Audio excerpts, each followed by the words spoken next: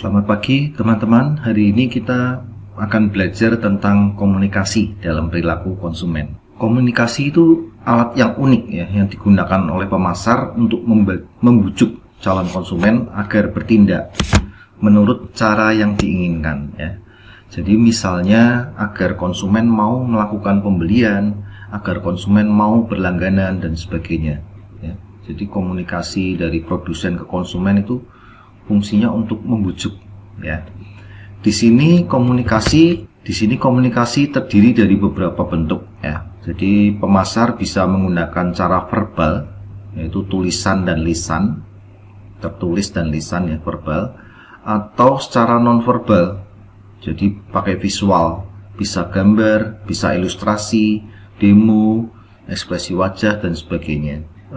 Kemampuan komunikasi sangat penting dipahami oleh pemasar untuk meningkatkan hubungan dengan pelanggan ya. Jadi pelanggan itu perlu diperlukan komunikasi ya, biar adanya perubahan dari misalnya dari tidak mau menjadi mau ya, dari tidak membeli menjadi membeli seperti itu. Nah, ini gambar pengertian komunikasi ya. Jadi ini sender itu sumber atau sumber ya. Lalu selanjutnya pesan, message itu pesan, lalu channel atau medium, ini alat perantara, dan receiver, penerima atau konsumen. Nah, dari proses komunikasi itu konsumen akan memberikan feedback kembali ke sumber ya. Menurut Schiffman dan Canuck tahun 2000, komunikasi itu adalah transmisi sebuah pesan dari pengirim ke penerima melalui medium transmisi. Ada banyak sebenarnya definisi-definisi, tapi itu yang sesuai seperti itu ya. Oke, keterangan gambar ya. Jadi tadi diawali dengan pengirim pesan atau sender. Proses awal komunikasi itu selalu berawal dari pihak yang berkepentingan untuk membangun komunikasi. Ya, misalnya produsen. Yang berkepentingan kan produsen menghubungi konsumen.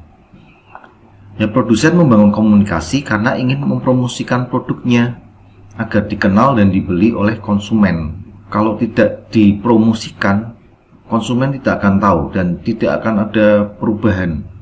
Maksudnya kalau tidak ingin membeli, ya udah tidak membeli.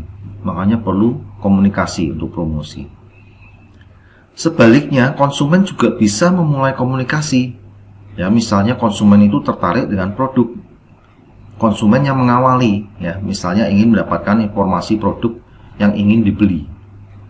Ya, jadi tidak selalu produsen ya yang membangun komunikasi, konsumen pun bisa. Lalu yang kedua setelah dari sender yaitu pesan, yaitu message ya. Dalam dunia komunikasi dikenal beberapa pesan. Yang pertama verbal, yaitu pesan yang disampaikan dengan cara bicara langsung kepada pihak penerima atau kepada konsumen. Ya, jadi ngobrol langsung tentang produk seperti itu.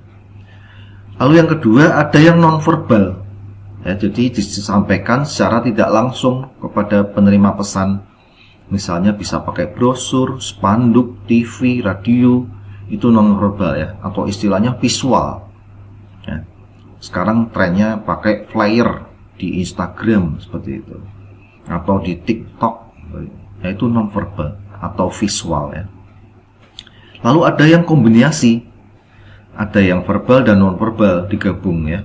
Ini untuk pemasaran yang gencar, biasanya gabungan ya, verbal dan non-verbal. Jadi ada yang konsumen yang ada yang dihubungi, ada yang melalui TV, radio ya. Di sini produsen dalam menjual produknya tidak hanya menggunakan media TV, tapi juga pembicaraan langsung dengan konsumen. Setelah pesan yaitu medium atau saluran komunikasi. Salah satu unsur penting dalam membangun komunikasi adalah ketepatan menggunakan saluran komunikasi ya, karena tidak semua barang itu bisa masuk televisi ya, misalnya seperti itu. Jadi harus pemasar harus tepat menggunakan saluran komunikasi. Pemahaman ketepatan pemanfaat saluran komunikasi adalah sejauh mana saluran itu digunakan itu efektif bagi penerima dan efisien dari aspek biaya. Nah, inilah biaya ini yang menentukan ya. Makanya tadi saya sampaikan bahwa tidak semua produk bisa masuk TV karena biayanya besar sekali ya. biasanya yang masuk TV itu adalah produk-produk yang mahal, ya, seperti motor, mobil, ya. Itu yang seperti itu, ya. Jadi komunikasi, saluran komunikasi itu harus dipertimbangkan penerima sama biayanya. Ya. Saluran komunikasi bisa berupa radio, brosur, spanduk. Namun jika produk massal dan marginnya tinggi seperti mobil, sepeda motor, pesan sebaiknya disebarkan dengan media nasional seperti televisi. Biaya tinggi tapi marginnya juga tinggi kan, ya. Televisi itu hitungannya per detik berapa juta seperti itu. Jadi cukup tinggi harganya. Dan yang terakhir adalah penerima pesan atau receiver. Dalam dunia bisnis, sasaran utama pemasar adalah konsumen. Aliran komunikasi yang disalurkan produsen konsumen itu harus rasional dan mudah dipahami, ya. Karena hal ini, karena pesan harus bisa mengubah perilaku konsumen dari tidak berminat hingga mau membeli, ya. Jadi komunikasi itu makanya iklan-iklan tuh mahal, ya. Karena bagaimana caranya biar iklan itu mudah dipahami dan menarik. Karena harus mengubah tanggapan konsumen dari tidak ingin membeli menjadi ingin membeli. Ya, makanya pembuatan iklan itu cukup mahal, ya. Oke, lalu selanjutnya tujuan komunikasi. Tujuannya yang pertama tentunya menginformasikan. Salah satu tujuan komunikasi tentunya menginformasikan sesuatu kepada orang lain, ya. Di sini khususnya produk, ya. Lalu yang kedua, menjalin hubungan atau relationship, ya. Salah satu motivasi seseorang melakukan komunikasi yaitu menjalin hubungan, ya. Bagi perusahaan, komunikasi dilakukan dengan menjalin hubungan dengan pelanggan, pemasok, distributor, mitra perusahaan, pemerintah, dan sebagainya. Ya, jadi komunikasi cukup luas, ya.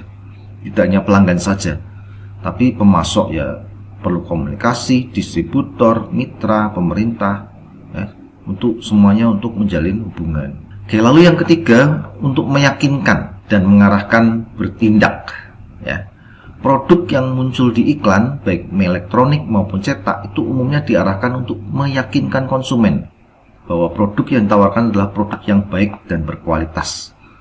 Ya, contohnya di iklan-iklan itu tidak ada kecap juara 2 itu nggak ada, pasti juara pertama dan paling enak. Itulah bahasa iklan, ya, pasti paling, ya, karena harus meyakinkan, ya. Jadi calon konsumen itu diarahkan untuk bertindak melakukan pembelian, ya. Oke, lalu yang keempat, menghibur atau menyenangkan. Dalam pemasaran produk, komunikasi yang berupa hiburan yang lucu, menyenangkan, itu merupakan cara untuk mencapai tujuan akhir, yaitu produk yang ditawarkan dibeli konsumen dan dapat memuaskan, ya. Jadi komunikasi tidak selalu serius, tapi ada yang lucu juga, ya. Iklan-iklan yang lucu untuk menghibur. Lalu yang kelima, mengubah sikap, ya. Salah satu tujuan komunikasi adalah mengubah sikap dari tidak suka menjadi suka, dari tidak ingin membeli jadi membeli, seperti itu. Dari tidak langganan menjadi langganan. Itulah fungsi komunikasi, tujuan komunikasi, ya. Pemasar harus jeli dalam merancang komunikasi dengan baik, sehingga dapat mengubah konsumen yang awalnya tidak membeli jadi tertarik untuk membeli.